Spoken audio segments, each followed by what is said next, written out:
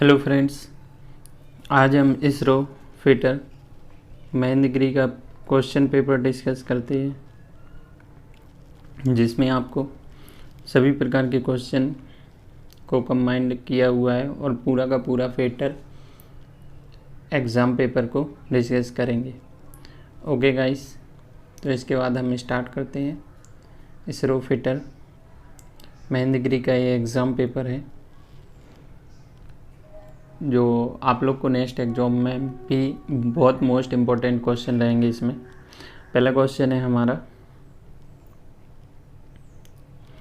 नीचे दिए गए त्रिकोण में आपको बताना कि इसका आंसर क्या होगा। तो इसका राइट आंसर क्या होगा, AC का स्क्वायर बराबर AB का स्क्वायर प्लस BC का स्क्वायर, यानी हमारा option number C correct answer होगा। ओके, ठीक है, इसका आंसर क्या होगा, C करेक्ट आंसर। इसके बाद नेक्स्ट क्वेश्चन पे चलते हैं। नेक्स्ट क्वेश्चन है, व्यवहारिक प्रयोजनों के लिए हम आमतौर पर पाई का मूल्य क्या लेते हैं। ठीक है, तो व्यवहारिक रूप में हम पाई का मूल्य क्या लेते हैं, इसका राइट आंसर क्या होगा, ऑप्शन नंबर A, कितना 3.14 है। ठीक है, पाई की वैल्यू कितनी होती है, 3.14। ठीक है, option A is correct answer है। इसके बाद हम नेक्स्ट अगले क्वेश्चन पर चलते हैं। अगला क्वेश्चन देखते हैं कि अगला क्वेश्चन क्या है हमारे पास। नेक्स्ट है थर्ड क्वेश्चन, विद्युत धारा को मापने का यंत्र क्या है। विद्युत धारा को हम किससे मापते हैं। ठीक है, वोल्टमीटर, प्रतिरोध, संधारित्र और एमीटर। ठीक है, ये हमारे पास 4 ऑप्शन है। इसमें राइट आंसर क्या होगा हमारा, एमीटर। ठीक है, option D is correct answer. ठीक है, इसका राइट आंसर क्या होगा, एमीटर। ओके, ठीक है, D हमारा करेक्ट आंसर होगा कि विद्युत धारा को हम किस यंत्र से मापते हैं, एमीटर से मापते हैं। इसके बाद नेक्स्ट क्वेश्चन है, चुंबकीय कंपास हमेशा संकेत करता है। तो चुंबकीय कंपास हमेशा किस साइड संकेत करता है, ईस्ट, वेस्ट, नॉर्थ या साउथ।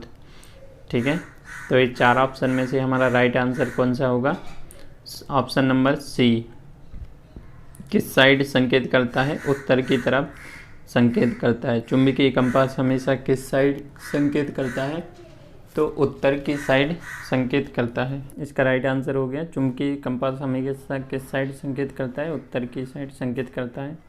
नेक्स्ट क्वेश्चन है, जल का घनत्व क्या है, डेंसिटी ऑफ वाटर। ठीक है, तो वाटर की डेंसिटी बताना कि वाटर की डेंसिटी कितनी होती है। ठीक है, पहला है 10,000 kg पर मीटर क्यूब, सेकंड है 1,000 kg पर मीटर क्यूब। हमारा राइट आंसर क्या है, option B is correct answer. क्या है, 1,000 kg पर मीटर क्यूब होती है जल की डेंसिटी। ठीक है, जल का घनत्व कितना होता है, option B is correct answer. 6 question है, 1 माइक्रोन बराबर क्या है। 1 माइक्रोन किसके बराबर होता है। ठीक है, पहला ऑप्शन है 10⁻³ मीटर, सेकेंड है 10⁻⁻6 मीटर, थर्ड है 10⁻⁻1 मीटर और फोर्थ है 10⁻⁻12 मीटर। ठीक है, तो इसका राइट आंसर क्या होगा हमारा, option number B is correct answer. Okay, ठीक है, क्या होगा, option number B is correct होगा, 10⁻⁻6 मीटर। इसके बाद नेक्स्ट क्वेश्चन है, स्वर्ण का प्रतीक क्या है, सिंबल फॉर गोल्ड इज। ठीक है, हमको गोल्ड का सिंबल बताने कि गोल्ड का सिंबल क्या होता है, तो AG, AR, AL, AU। तो गोल्ड का सिंबल क्या होता है, answer D is correct answer. क्या होता है, AU। गोल्ड का सिंबल क्या होता है, AU। इसके बाद नेक्स्ट क्वेश्चन पे चलते हैं कि नेक्स्ट क्वेश्चन क्या है हमारे पास। अगला क्वेश्चन है क्वेश्चन नंबर 8, लोहे को जंग से बचाने के लिए खाली स्थान से गैल्वेनाइजिंग किया जाता है। लोहे को जंग से बचाने के लिए हम किससे गैल्वेनाइजिंग करते हैं। ठीक है, पहला कैल्शियम, सेकंड एल्यूमिनियम, थर्ड है कॉपर और फोर्थ है जिंक। तो हमारा राइट आंसर क्या होगा, फोर्थ, जिंक। ठीक है, गैल्वेनाइजिंग के लिए हम किसकी कोटिंग करते हैं, जिंक की कोटिंग करते हैं। ठीक है, राइट आंसर क्या होगा, D, option D is correct answer. इसके बाद नेक्स्ट क्वेश्चन है हमारा क्वेश्चन नंबर 9। सोल्डर एक मिश्र धातु है, ठीक है। सोल्डर किससे मिलके बना होता है? तो ये क्वेश्चन का सभी को मालूम है कि सोल्डर किससे मिलके बना होता है। इसका राइट आंसर क्या होगा? Option D is correct answer. Solder किससे मिलके बना होता है? लेड और टिन से मिलके बना होता है सोल्डर, ठीक है। सोल्डर किससे मिलके बना होता है? लेड और टिन से मिलके बना होता है। इसके बाद नेक्स्ट क्वेश्चन है क्वेश्चन नंबर 10, ठीक है। क्वेश्चन नंबर 10 है कठोरतम प्राकृतिक पदार्थ के रूप में जाना जाता है। कठोरतम प्राकृतिक पदार्थ के रूप में हम किसको जानते हैं? तो इसका राइट आंसर क्या होगा? ऑप्शन नंबर सी, ठीक है, हीरा, ठीक है। डायमंड को हम कठोरतम प्राकृतिक पदार्थ के रूप में जाना जाता है। इसका राइट आंसर क्या होगा? Option number C is correct answer. इसके बाद नेक्स्ट क्वेश्चन है एल्यूमिनियम, 11वां क्वेश्चन है एल्यूमिनियम का गलनांक कितना होता है? तो एल्यूमिनियम का गलनांक सभी को मालूम है कितना होता है? 1000, सेकेंड 500, थर्ड 1500 और answer number 4 is correct answer. कितना होता है? 660 डिग्री सेंटीग्रेड, ठीक है। एल्यूमिनियम का गलनांक कितना होता है? 660। कॉपर का कितना होता है? 1083 होता है, ठीक है। इसके बाद नेक्स्ट क्वेश्चन है 12वें नंबर का क्वेश्चन है 1 इंच के बराबर है, ठीक है। 1 इंच बराबर कितना होता है? तो इस क्वेश्चन का आंसर सभी को मालूम है 25.5 mm, गलत। सेकंड ऑप्शन है 25.4 mm, तो ये हमारा राइट आंसर है ऑप्शन नंबर बी। कितना होता है? 25.4 mm, ठीक है। तो इसका राइट आंसर क्या है? 1 इंच में कितने mm होते हैं? 25.4 mm। और सेंटीमीटर पूछे तो 2.54 सेंटीमीटर। 1 इंच में सेंटीमीटर कितने होते हैं? 2.54 सेंटीमीटर होते हैं। इसके बाद नेक्स्ट क्वेश्चन है हमारा 11 नंबर का और 30 नंबर का क्वेश्चन है लघु वायु अंतराल और मुक्तांतर को मापने के लिए इस्तेमाल होने वाला गेज होता है, ठीक है। स्मॉल एयर गैप के लिए हम कौन से गेज का यूज करते हैं? तो सभी को मालूम है feeler gauge, option number B is correct answer, ठीक है। किसका यूज करते हैं? फिलर गेज का यूज करते हैं। इसके बाद नेक्स्ट क्वेश्चन है हमारा, ये आपको फिलर गेज का सिंबल दिखाया गया है कि फिलर गेज कैसा होता है। अगला क्वेश्चन है गुनिया को किसे मापने के लिए प्रयोग करते हैं? यानी try square is used measure. Try square क्या मेजर करने के लिए करते हैं? तो इसका राइट आंसर क्या होगा? Option B is correct answer. सतह की वर्गता जांचने के लिए, ठीक है, यानी चेक स्क्वायरनेस ऑफ सरफेस, यानी सरफेस की स्क्वायरनेस चेक करने के लिए हम किसका यूज करते हैं? ट्राई स्क्वायर का। ये आपको ड्राइंग में दिखाया गया है कि कैसे चेक करते हैं। इसके बाद नेक्स्ट क्वेश्चन है एक पेंच या बोल्ट में प्रति इंच चूड़ी की संख्या को किससे जांचा जाता है, ठीक है। तो इस क्वेश्चन का आंसर बेसिकली सभी को मालूम ही होगा कि एक पेंच या बोल्ट में प्रति इंच चूड़ी की संख्या को किससे मापते हैं? वर्नियर कैलिपर, सेकंड है डायल गेज, थर्ड है स्क्रू पिच गेज और फोर्थ है थ्रेड प्लग गेज। तो इसका राइट आंसर क्या है? Option C is correct answer, screw pitch gauge, ठीक है।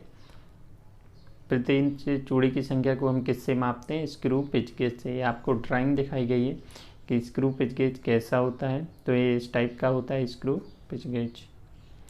इसके बाद नेक्स्ट क्वेश्चन है हमारा किसे मापने के लिए साइन बार का प्रयोग करते हैं, ठीक है। तो 16वें नंबर का क्वेश्चन है कि साइन बार का प्रयोग किसको मापने के लिए करते हैं?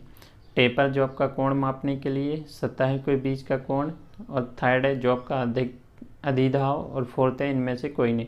तो हमारा राइट आंसर क्या होगा? Option number A is correct answer. Taper job का कोण मापने के लिए साइन बार का यूज करते हैं, ठीक है। आपको हम ड्राइंग में दिखा दे रहे हैं कि साइन बार कैसा होता है, ठीक है। ये है साइन बार, इसका यूज हम टेपर जॉब का एंगल चेक करने के लिए करते हैं, ठीक है। इसके बाद नेक्स्ट क्वेश्चन है हमारा 17वें नंबर का क्वेश्चन है खोखले पंच का प्रयोजन क्या है? यानी पर्पस ऑफ हालो पंच। हालो पंच का पर्पस क्या है, ठीक है। तो इसका राइट आंसर है हमारा ऑप्शन नंबर डी, तनु धात्विक चमड़े या कठोर फलक के सीटों में छिद्र लगाना। ठीक है, option number D is correct answer. क्या? तनु धात्विक चमड़े और कठोर फलक के सीटों में छिद्र लगाना। ठीक है, इसका राइट आंसर क्या होगा? Option number D. इसके बाद नेक्स्ट क्वेश्चन है हमारा, ये आपको हम ड्राइंग में हलो पंच को हम शो कर दे रहे हैं कि हलो पंच कैसी दिखती है। तो ये आपको हलो पंच दिखाई गई है, ये इस टाइप की होती है हलो पंच। ठीक है, इसका यूज करते हैं हम।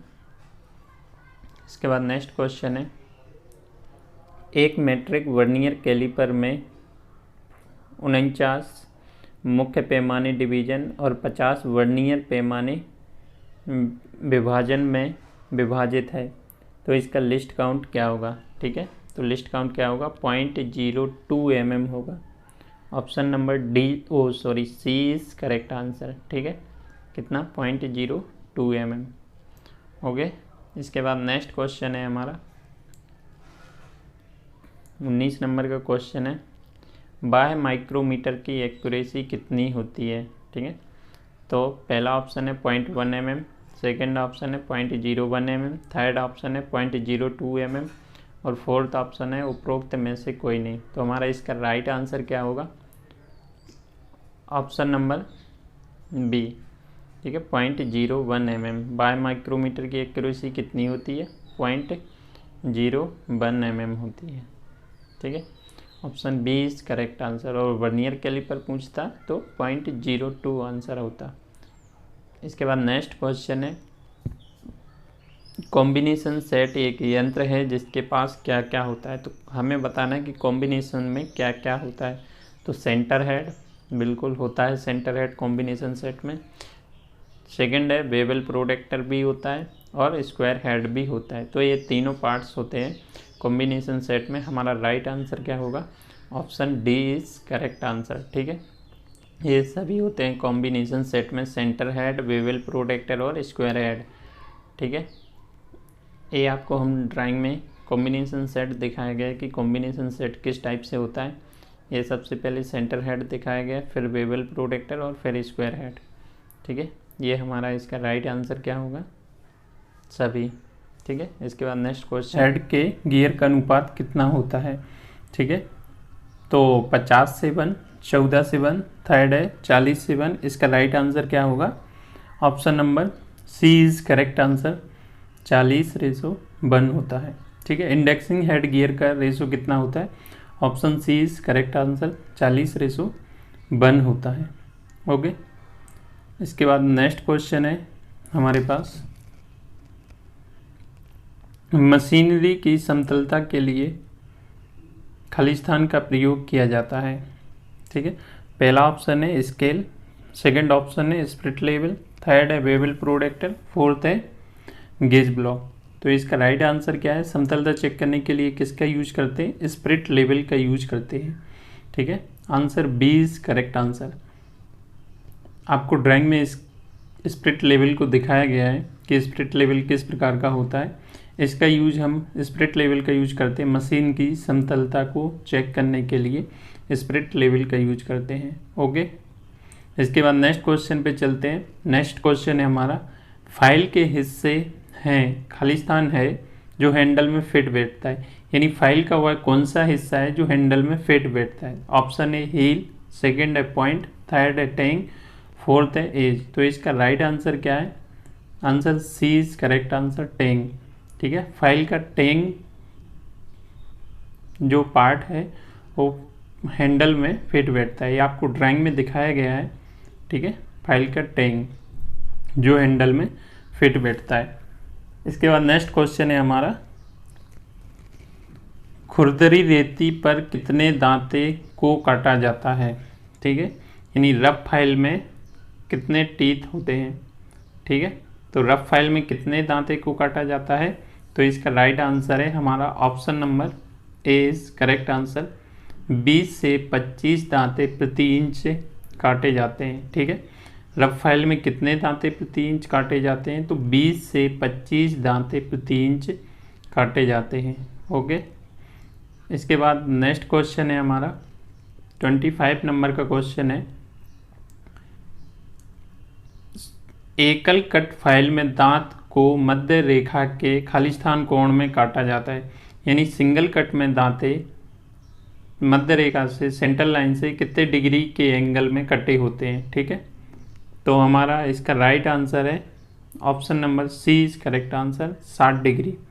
ठीक है, सिंगल कट में कितने डिग्री में दांते कटे होते हैं, 60 डिग्री में। इसके बाद नेक्स्ट क्वेश्चन है, चिक्कण कर्तन क्रिया के लिए खालिस्तान रेतन किया जाता है। यानी कि स्मूथ कटिंग के लिए हम किसका यूज करते हैं, तो स्ट्रेट फाइलिंग, सेकंड है क्रॉस फाइलिंग, थर्ड है ड्रा फाइलिंग, फोर्थ है नन ऑफ एबव।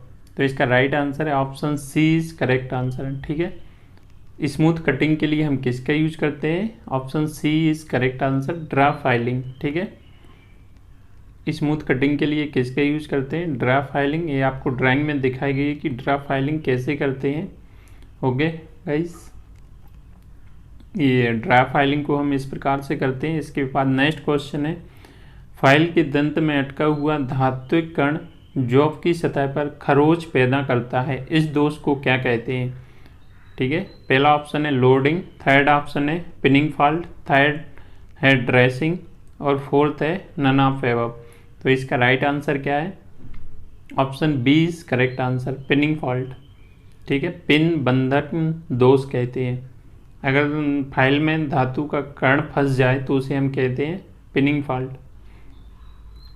ठीक है, answer B is correct answer. Drawing में दिखाया गया है कि उसको हम किसका कैसे निकालते हैं अगर कोई धातु का कण फाइल के दांतों के बीच फंस जाता है तो।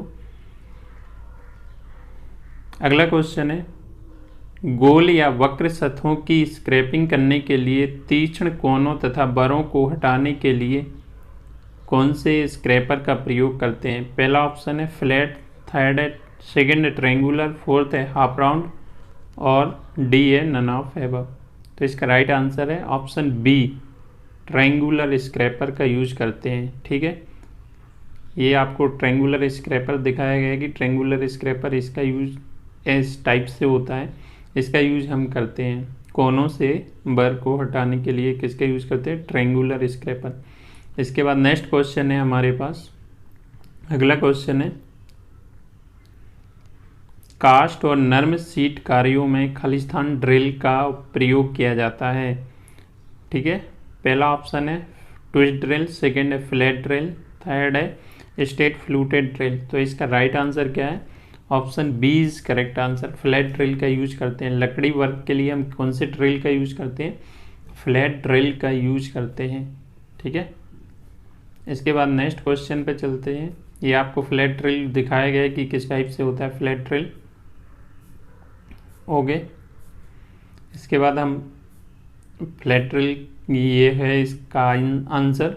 इसके बाद नेक्स्ट क्वेश्चन पे चलते हैं, एट ड्रिल की औसत कोण और कटिंग कोर का कोण कितना होता है।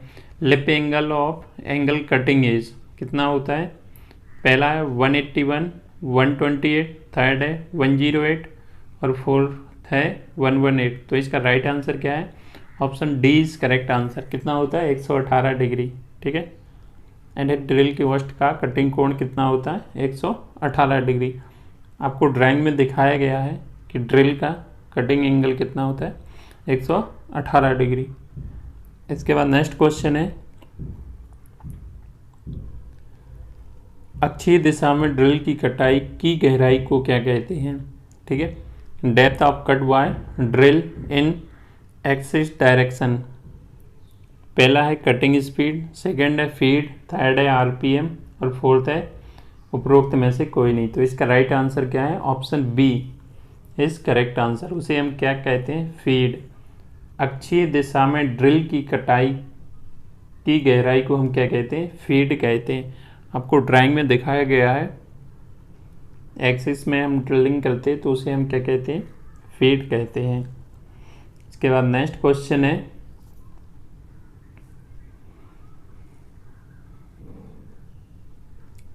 एक सूत्र में कटिंग चाल पाई डी एन अपॉन 60 के बराबर है। डी एमएम में ड्रिल का व्यास को दर्शाता है, एन घूर्णन प्रति मिनट को दर्शाते तो कटिंग स्पीड क्या होगी, ठीक है, क्या होगी, option B is correct answer, millimetre पर सेकंड होगी, ठीक है। इसका राइट आंसर क्या है, मिलीमीटर पर सेकंड। इसके बाद नेक्स्ट क्वेश्चन है, भारी कार्यों के लिए इस्तेमाल किए जाने वाला ड्रिलिंग मशीन कौन सा होता है। हैवी जॉब्स के लिए हम कौन सी ड्रिलिंग मशीन का यूज करते हैं, तो इसका राइट आंसर क्या है, option C is correct answer. कौन सी ड्रिलिंग मशीन का यूज करते हैं, रेडियल ड्रिलिंग मशीन का यूज करते हैं। किसका यूज करते हैं, रेडियल ड्रिलिंग मशीन का यूज करते हैं। आपको ड्राइंग में दिखाई गई है रेडियल ड्रिलिंग मशीन की। रेडियल ड्रिलिंग मशीन ये इस टाइप की होती है। इसके बाद हम नेक्स्ट क्वेश्चन पे चलते हैं। ये है रेडियल ड्रिलिंग मशीन, हम इसका यूज हम करते हैं भारी जॉब के कार्यों के लिए, रेडियल ड्रिलिंग मशीन का यूज करते हैं। अगला क्वेश्चन है, टेपर कॉटर द्वारा टेपर सेंक ड्रिल को तुर्क छिद्र से बाहर निकाल ले जाने को हम कहते हैं, किसका यूज करते हैं, तो ड्रिफ्ट का यूज करते हैं, ड्रिल ड्रिफ्ट का यूज करते हैं। Option C is correct answer है, ठीक है। ड्रिफ्ट को ड्राइंग में दिखाया गया है कि ड्रिफ्ट किस टाइप से होती है। ए है ड्रिल ड्रिफ्ट। ड्रिल ड्रिफ्ट कौन से मेटल की बनी होती है, तो माइल्ड स्टील की बनी होती है ड्रिल ड्रिफ्ट, ठीक है। इसके बाद नेक्स्ट क्वेश्चन है, इलेक्ट्रॉनिक्स उपकरण में इस्तेमाल किए जाने वाले पेंचों को कसने में प्रयोग किए जाने वाला स्टार या क्रॉस खांचेदार हेड वाला पेंचकस होता है, तो किसका यूज करते हैं। इसका राइट आंसर क्या है, Phillips screwdriver. Option D is correct answer, ठीक है। किसका यूज हम करते हैं, फिलिप्स स्क्रू ड्राइवर का यूज करते हैं, ठीक है। ड्राइंग में दिखाया गया कि फिलिप्स स्क्रू ड्राइवर कौन कैसा होता है, ठीक है। तो इलेक्ट्रॉनिक्स उपकरण में हम किसका यूज करते हैं, फिलिप्स स्क्रू ड्राइवर। ये आपको दिखाया गया कि फिलिप्स स्क्रू ड्राइवर ये इस प्रकार का होता है, इसका यूज हम करते हैं। इसके बाद नेक्स्ट क्वेश्चन पर चलते हैं, ठीक है। नेक्स्ट क्वेश्चन है हमारे पास,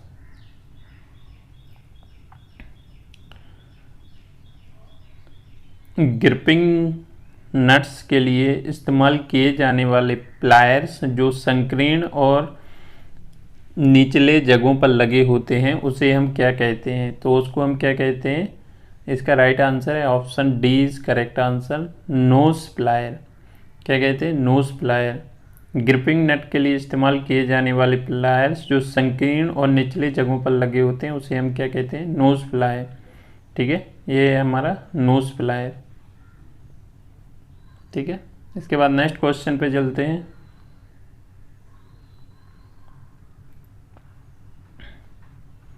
निचले स्थानों में आरोपित नट बोल्ट को फेरने के लिए प्रयोग किए जाने वाला स्पैनर कौन सा होता है, ठीक है। तो कौन से स्पैनर का यूज हम करते हैं, बॉक्स स्पैनर का यूज करते हैं। निचले स्थानों में आरोपित नट बोल्ट को टाइट करने के लिए हम किसका यूज करते हैं, बॉक्स स्पैनर का यूज करते हैं। आप option C is correct answer है। आपको ड्राइंग में दिखाया गया है कि बॉक्स स्पैनर किस टाइप से होता है, ये है बॉक्स स्पैनर। इसका यूज हम करते हैं निचले स्थानों में नट बोल्ट को फेरने के लिए, ठीक है। इसके बाद नेक्स्ट क्वेश्चन है हमारा, अगला क्वेश्चन है 38 नंबर का, बड़े व्यास के पाइप को फेरने के लिए इस्तेमाल किए जाने वाला रेंच होता है, तो एडजस्टेबल रेंच, सेकंड है पाइप रेंच, थर्ड है स्ट्रिप रेंच और फोर्थ है चेन रेंच। तो हम किसका यूज करते हैं, option D is correct answer है। किसका यूज करते हैं, चेन रेंच का यूज करते हैं। बड़े व्यास के पाइप को फेरने के लिए किस रेंच का यूज करते हैं, तो चेन रेंच का यूज करते हैं। बड़े व्यास के पाइप को टाइट करने के लिए, घुमाने के लिए हम कौन से पाइप रेंच का यूज करते हैं, चेन पाइप रेंच का यूज करते हैं। ये आपको ड्राइंग में दिखाया गया है चेन पाइप रेंच किस टाइप से होता है। इसमें हम चेन के द्वारा पाइप को होल्ड करके इसको मूव करते हैं। इसके बाद नेक्स्ट क्वेश्चन है हमारे पास,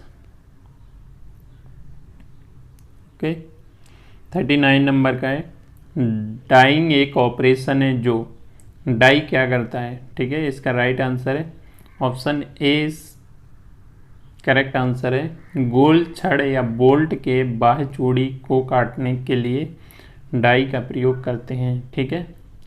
तो इसका राइट आंसर क्या होगा, डाई ऑपरेशन का यूज कहाँ पर करते हैं, गोल छड़ या बोल्ट के बाह्य चूड़ी को काटने के लिए डाई का प्रयोग करते हैं।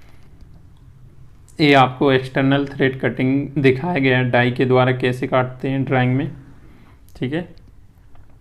तो इसका डाई का यूज हम कहाँ करते हैं, बाहरी थ्रेड काटने के लिए रॉड या फिर हम बोल्ट पे थ्रेड काटने के लिए किसका यूज करते हैं, डाई का। इसके बाद नेक्स्ट क्वेश्चन है, ऊर्ध्वाधर क्षैतिज कोणीय स्थिति में जॉब की ग्रिपिंग के लिए कौन सी बाइस का यूज करते हैं, ठीक है। तो किस बाइस का यूज करते हैं, बेंच बाइस, स्विवेल बाइस, मशीन बाइस, और फोर्थ है यूनिवर्सल मशीन बाइस। तो हम इसका राइट आंसर क्या होगा, option D is correct answer. किसका यूज करते हैं, यूनिवर्सल मशीन बाइस का यूज करते हैं, ठीक है। आपको ड्राइंग में यूनिवर्सल मशीन बाइस दिखाई गई है कि किस टाइप से होती है। दक्षिणावर्त दिशा में घुमाते वक्त कसने वाले बोल्ट को क्या कहते हैं, क्लॉकवाइज डायरेक्शन में घुमाने वाले बोल्ट को क्या कहते हैं। ऑप्शन पहला है, फर्स्ट ऑप्शन है लेफ्ट हैंड थ्रेड, सेकंड है राइट हैंड थ्रेड, थर्ड है टेपर थ्रेड, और फोर्थ है इनमें से कोई नहीं। तो इसका राइट आंसर क्या होगा, इसका राइट आंसर होगा हमारा option B is correct answer, right hand thread, ठीक है। दक्षिणावर्त दिशा में घुमाते वक्त कसने वाली बोल्ट को हम क्या में कौन सी थ्रेड होती है, राइट हैंड थ्रेड होती है। ये आपको ड्राइंग में दिखाया गया है कि राइट हैंड थ्रेड किस टाइप की होती है, ठीक है। इसके बाद हम नेक्स्ट क्वेश्चन पे चलते हैं। ये आपको घड़ी की सुई की दिशा में घुमाने पे ये क्या टाइट होता है, इस प्रकार का बोल्ट। इसके बाद नेक्स्ट क्वेश्चन है, एकल आरंभी चूड़ी में लीड बराबर है, ठीक है। सिंगल स्टार्ट में लीड बराबर क्या होता है, तो दुगनी पिच, ये गलत है। ये किस में होती है, डबल स्टार्ट में होती है। तीन गुनी पिच, ये भी गलत है, किस में होती है, ट्रिपल स्टार्ट में।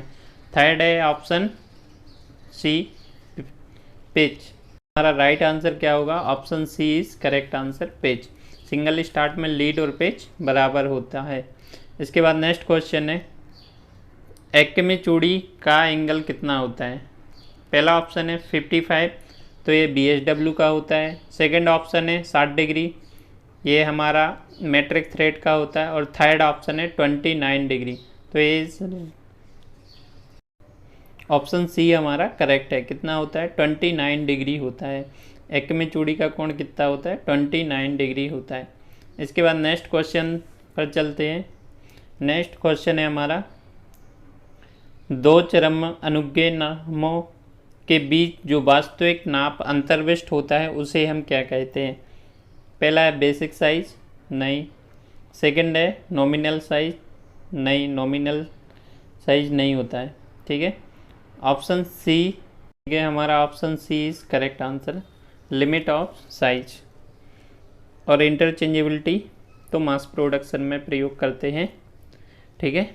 इसके बाद नेक्स्ट क्वेश्चन पे चलते हैं। नेक्स्ट क्वेश्चन है हमारा 45 नंबर का क्वेश्चन है, 25 प्लस माइनस 0.025 उदाहरण है। पहला ऑप्शन है यूनिलेटरल टॉलरेंस, तो गलत, यूनिलेटरल में एक तरफा छूट दी जाती है। सेकंड है बायलेटरल टॉलरेंस, तो बायलेटरल टॉलरेंस हमारा ऑप्शन सही है, ऑप्शन बी इज करेक्ट है, बायलेटरल टॉलरेंस। जब भी प्लस माइनस दोनों साइड छूट दी जाती है तो उसको हम क्या कहते हैं, बायलेटरल टॉलरेंस, ठीक है। Answer B is correct, unilateral में एक तरफा छूट दी जाती है। इसके बाद नेक्स्ट क्वेश्चन है 46 नंबर का क्वेश्चन है, फिट के किसी भी प्रकार के छिद्र आयाम और शाफ्ट आयाम के बीच अभिप्रेत अंतर को हम क्या कहते हैं, तो टॉलरेंस। टॉलरेंस किसे कहते हैं, हाई लिमिट और लो लिमिट के अंतर को हम कहते हैं टॉलरेंस।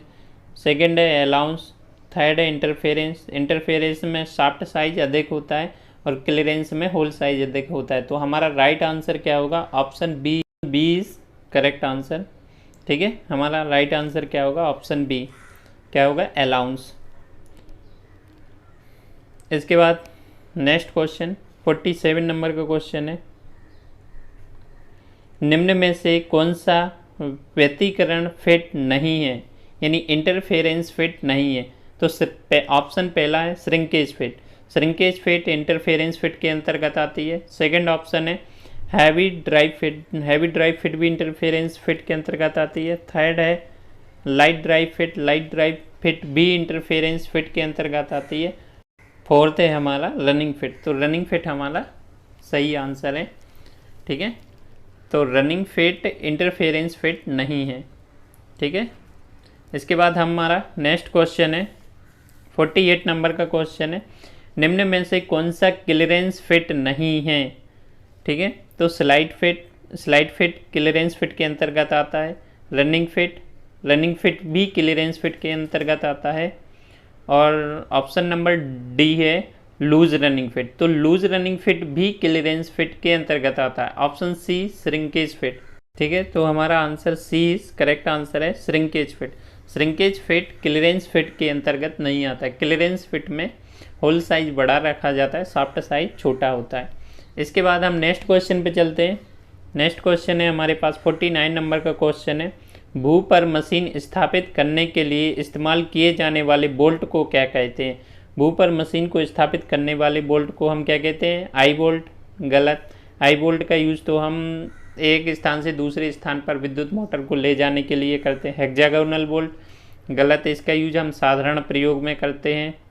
ठीक है, और फोर्थ है स्क्वायर हेड बोल्ट भी हमारा आंसर नहीं है। ठीक है, राइट आंसर क्या होगा, फाउंडेशन बोल्ट। ठीक है, तो हमारा राइट आंसर क्या होगा, फाउंडेशन बोल्ट। भू पर मशीन को स्थापित करने के लिए कौन से बोल्ट का यूज करते हैं, फाउंडेशन बोल्ट। इसके बाद नेक्स्ट क्वेश्चन है, भारी विद्युत मोटर को अन्य मशीनों में उत्तापन सुविधा प्रदान करने के लिए इस्तेमाल होने वाले अंगूठी के आकार के बोल्ट को क्या कहते हैं।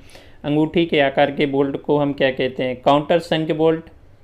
सेकंड है टी बोल्ट, थर्ड है चीज हेड बोल्ट और फोर्थ है आई बोल्ट। तो इसका राइट आंसर क्या होगा, ऑप्शन डी करेक्ट होगा। किसका यूज हम करते हैं, आई बोल्ट का यूज करते हैं। ड्राइंग में आपको आई बोल्ट दिखाया गया है कि आई बोल्ट कैसा होता है, ये आई बोल्ट इस टाइप का होता है, इसका यूज हम करते हैं।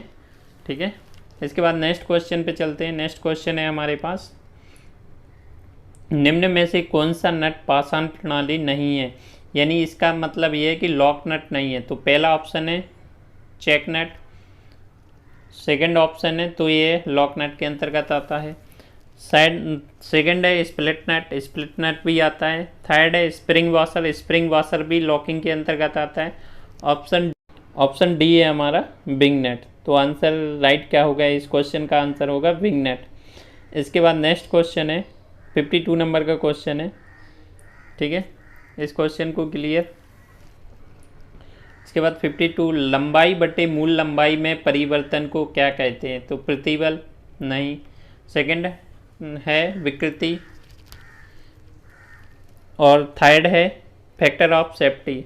तो फैक्टर ऑफ सेफ्टी बराबर होता है अल्टीमेट स्ट्रेस बटे वर्किंग स्टेट। और फोर्थ है यंग मॉड्यूलस। तो इसका राइट आंसर क्या है हमारा, विकृति। ठीक है, लंबाई बटे मूल लंबाई में परिवर्तन को हम ठीक है क्या कहते हैं, विकृति। तो इसका राइट आंसर क्या होगा हमारा, option number B is correct answer.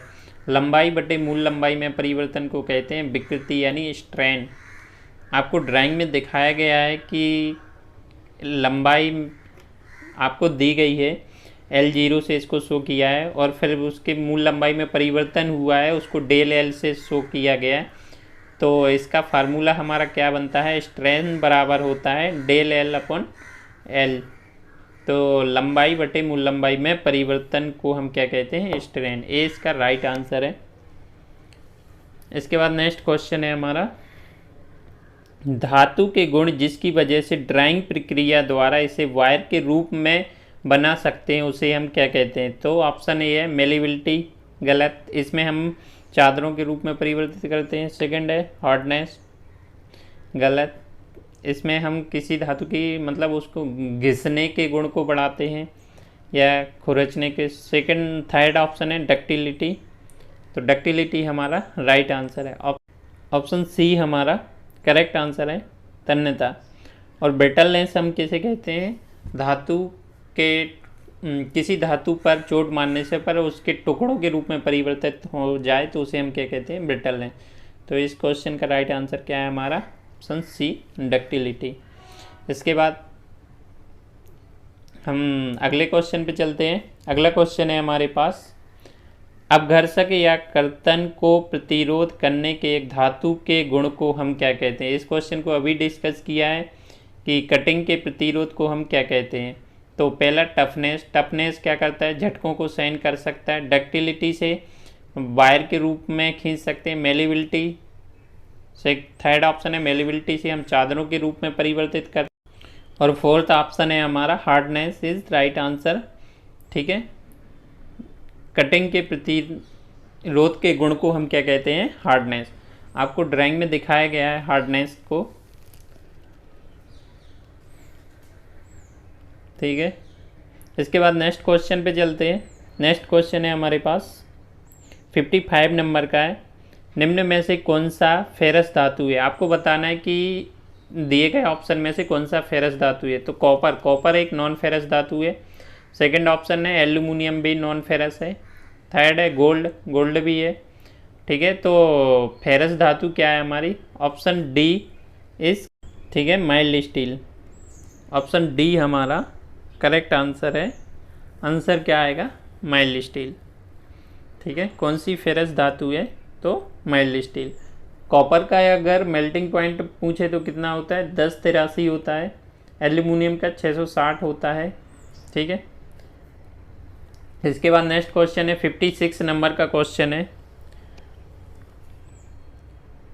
18% chromium 8% nickel को क्या कहा जाता है? ठीक है, सबको पता है कि 18% क्रोमियम और 8% निकेल है, तो उसे हम क्या कहते हैं? High speed steel. गलत। सेकंड है मराजिंग स्टील, इस्पात। गलत। थर्ड है स्टेनलेस स्टील, तो ये हमारा सही ऑप्शन है। उसको हम क्या कहते हैं? Stainless steel.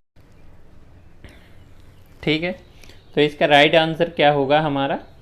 Stainless steel. ठीक है, स्टेनलेस स्टील में 18% क्रोमियम होता है, 8% निकेल होता है। एक क्वेश्चन हमारा IPRC में भी पूछा गया, LPSC में पूछा गया और बेंगलोर इसरो में भी ये क्वेश्चन को पूछा गया था। इसके बाद नेक्स्ट क्वेश्चन है, कार्बन इस्पात की ऊपरी सतह को कठोर करने की प्रक्रिया को क्या कहते हैं? तो एनीलिंग, एनीलिंग में ऊपरी सतह को कठोर नहीं करते हैं। Case hardening. ठीक है, और थर्ड है टेम्परिंग। टेम्परिंग में हम, ठीक है, उसको खाली ऊपरी सतह को हार्ड नहीं करते। नॉर्मलाइजिंग में आंतरिक स्ट्रक्चर को दूर करते हैं। कार्बन इस्पात की ऊपरी सतह को कठोर करने को की प्रक्रिया को हम क्या कहते हैं? Case hardening. इसका राइट आंसर क्या है? Option B is correct answer. इसके बाद इस आपको ड्राइंग में दिखाया गया है, पाइप को हमने ड्राइंग में दिखाया है कि इसकी ऊपरी सरफेस को हार्ड कर देते हैं, जिसके द्वारा क्या होता है? केस हार्डनिंग में ये इससे क्या होता है? ऊपरी सरफेस तो हार्ड हो जाएगी, तो इसमें क्या है? खरोंच या घिसने से इसकी सरफेस घिसेगी नहीं, जबकि अंदर की जो सतह है ना, ये तो हमारी मुलायम ही रहेगी, लेकिन ऊपरी सतह को हम कठोर करने से ऊपरी सतह घिसती नहीं है।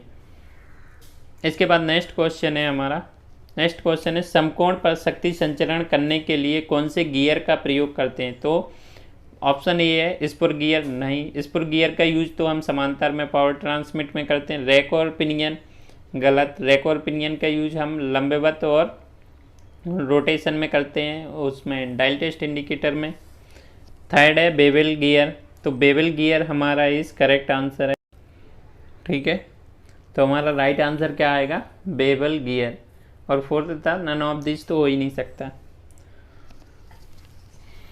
ठीक है, तो समकोण में शक्ति संचरण करने के लिए, मतलब पावर को ट्रांसमिट करने के लिए कौन से गियर का यूज करते हैं? तो जब भी 90 डिग्री में पावर ट्रांसमिट का पूछे तो हमेशा बेवल गियर का ही यूज करते हैं। इसके बाद ये आपको हमने ड्राइंग में बेवल गियर को दिखाया कि बेवल गियर 90 डिग्री में पावर को ट्रांसमिट कैसे करता है। तो आपको ये देख रहा होगा कि 90 डिग्री में बेवल गियर के द्वारा पावर को ट्रांसमिट किस तरीके से करते हैं, तो ये दिखाया गया है बेवल गियर। ठीक है, इसके बाद नेक्स्ट क्वेश्चन है हमारा 59 नंबर का क्वेश्चन है, विभिन्न व्यास के दो पाइप के युग्मन करने के लिए किसका प्रयोग करते हैं? तो पहला ऑप्शन है सॉकेट। सॉकेट का यूज हम सीधी लाइन में पावर को पानी को ले जाने के लिए करते हैं, और मतलब इसमें हम सॉकेट में सेम दोनों साइड एक सा पाइप को यूज करते हैं, तो ये तो हमारा हो ही नहीं सकता। टी का यूज 90 डिग्री में करते हैं। एल्बो का यूज भी 90 डिग्री 45 डिग्री में करते हैं। इसका राइट आंसर क्या होगा? Option D. क्या आएगा?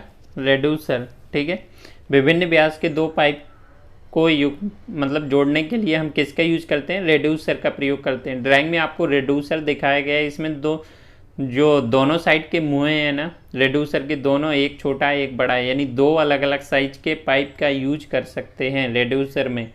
रेड्यूसर के द्वारा हम दो अलग अलग व्यास के पाइप को जोड़ सकते हैं। इसके बाद नेक्स्ट क्वेश्चन है, जल पाइपों और उनके उपसाधनों में किस प्रकार की चूड़ी होती है? तो मेट्रिक थ्रेड।